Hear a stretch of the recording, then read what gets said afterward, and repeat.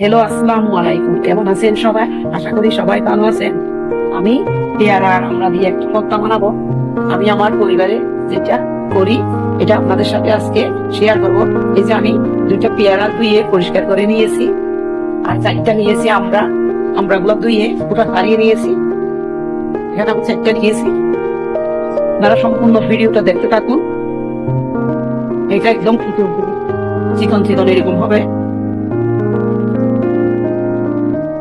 সাইডটা আমি এভাবে রেড করে নিয়েছি, দেখুন। এবার আমরাটাও আমি রেড করে দিব।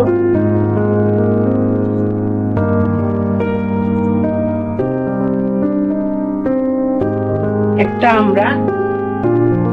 এই যে একটা পেয়ারা আমি রেড করে নিয়েছি, আবার আরেকটা যেটা একটু আমি করে দিব।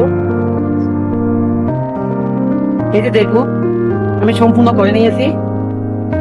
আমি যে উপকরণ গুলা দিয়ে ভর্তা বানাবো এগুলো আমি দিয়ে দিচ্ছি।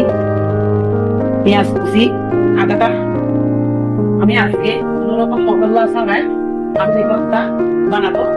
কাঁচামরিচ কুচি 3-4টা, জালটা আপনাদের পছন্দ মতো দিবেন। চিলি ফ্লেক্স, এই যে মরিচে আমি এভাবে গুঁড়া করে নিয়েছি।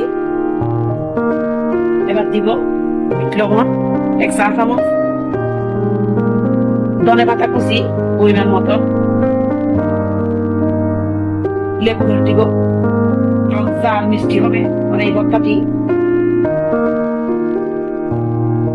এটা একবার খেলে বারবার খেতে ইচ্ছে করবে।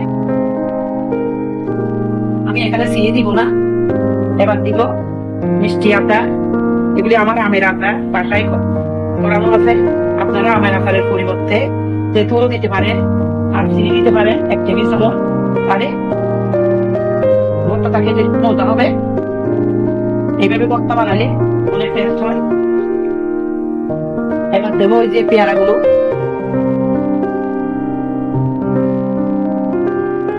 এক টেবিল চামচ